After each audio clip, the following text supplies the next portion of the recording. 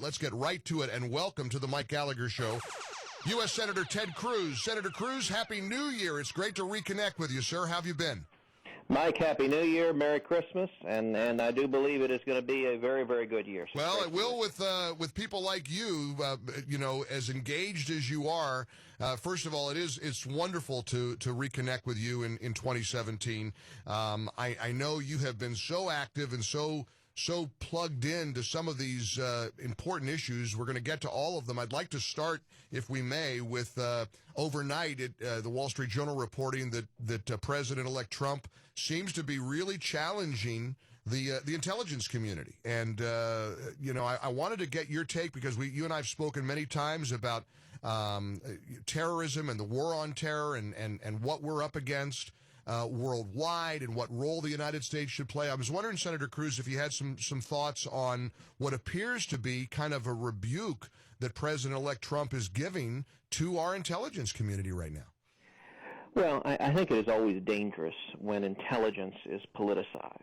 And one of the many problems of the Obama administration has been the political leadership that they have put in place in the intelligence community. I think too often has been willing to politicize intelligence. Mm-hmm. And so the intelligence, for example, that has come through on radical Islamic terrorism has been whitewashed for political purposes to please this very political White House.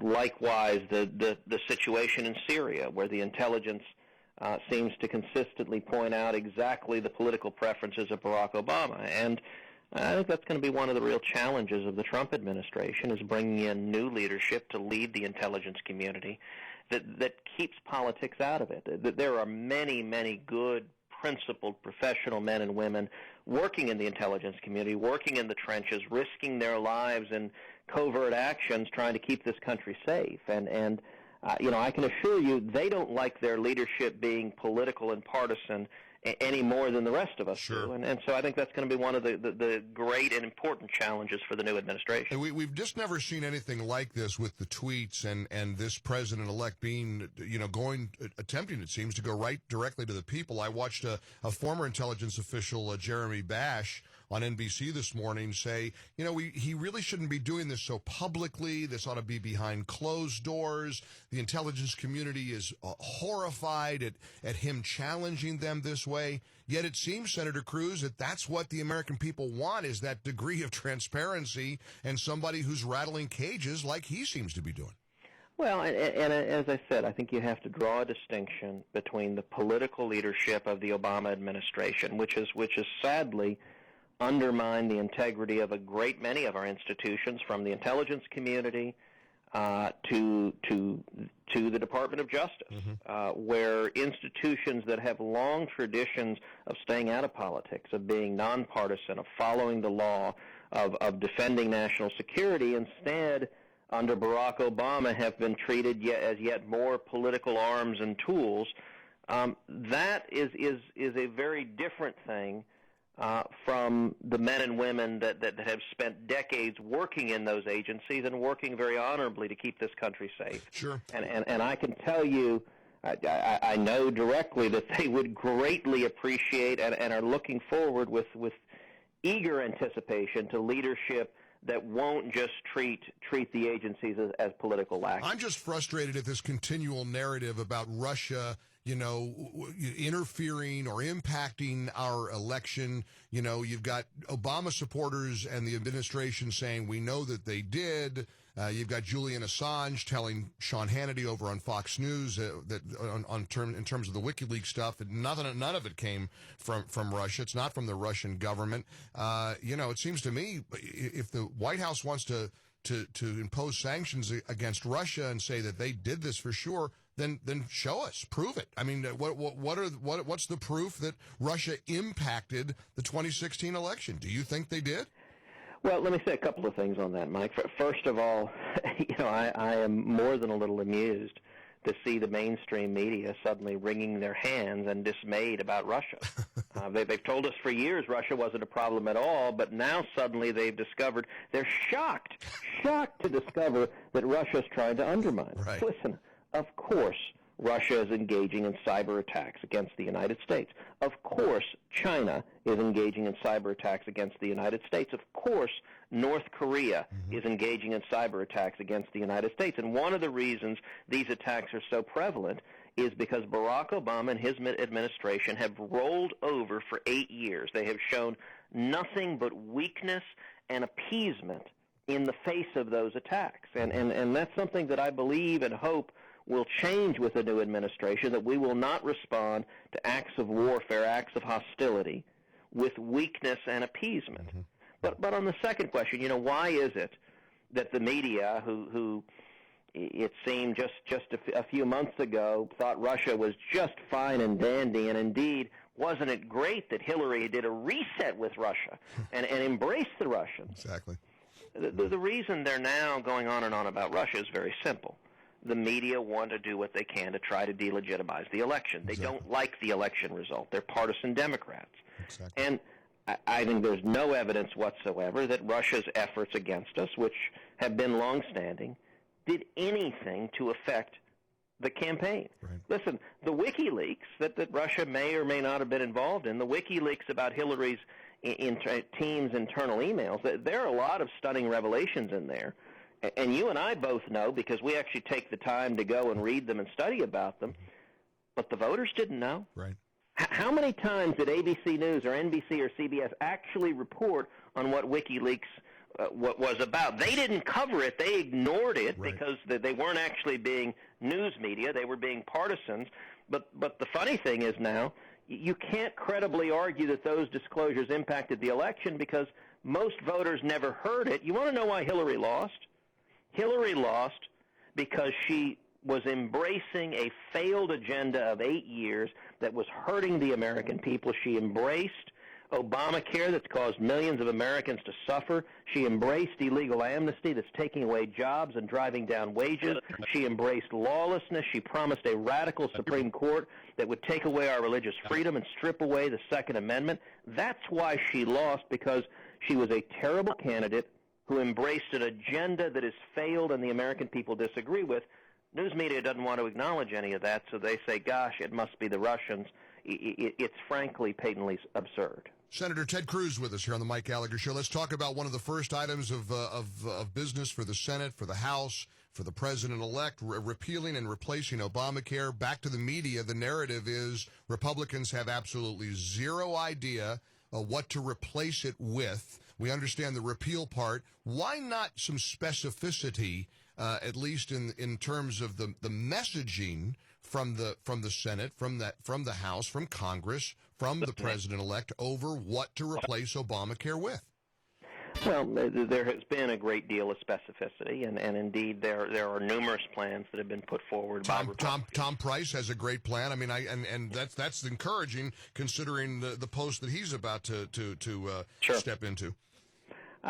My view is that we need to begin by repealing Obamacare because it's been a disaster, because it's hurt millions of Americans. It's taken away their jobs.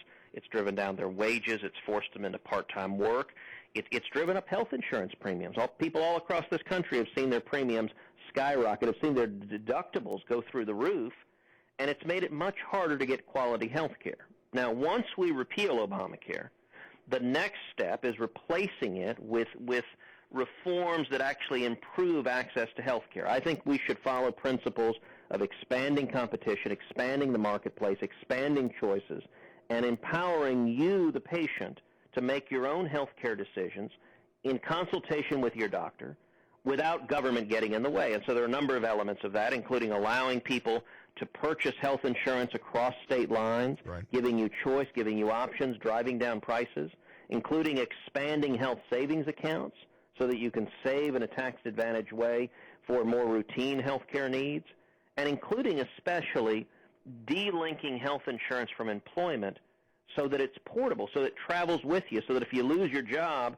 you don't lose your health insurance. I think all of those reforms and more are being discussed, and I think that's going to be much of 2017 is debating specifically how to replace it to make health care choices and outcomes better for patients.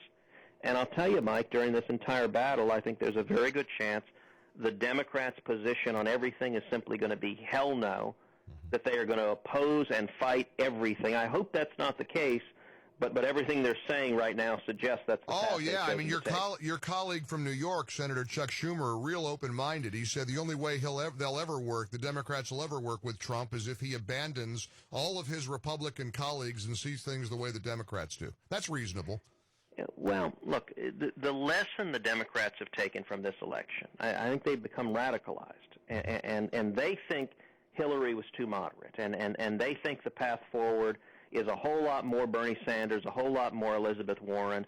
I think you're going to see Democrats filibustering just about every single thing they can in the Senate, that their leadership has decided we are not going to work with you on anything. We don't want to solve any problems. We don't want any positive solutions. We're just going to scream and yell and attack, and I have no doubt that will make their base very happy. But it's not responsible governing, and I think it is going to prove. I think it's going to prove a mistake. It's not a path to actually addressing the real needs in this country. Senator, I want to personally thank you on behalf of millions of us who are grateful for the bill that you've introduced, along with Marco Rubio, Heller. You guys want to move. You'd like to see the U.S. Embassy in Israel moved from Tel Aviv to Jerusalem, and would recognize Jerusalem officially as Israel's official capital. I'm about to announce a very exciting trip that I'm taking with Dennis Prager back to Israel with a lot of our listeners this fall. There's such a bond between the United States and Israel. Thankfully, I believe President-elect Trump gets it in a way that Barack Obama did not. Thank you for this effort to offer up legislation to move this embassy to Jerusalem. It's a very important thing to do in terms of our relationship with Israel, isn't it? Well, thank you, Mike, and thank you for speaking out. You know, the last several weeks, we've seen the Obama administration engage in an assault on Israel that's truly unprecedented. Yep. And it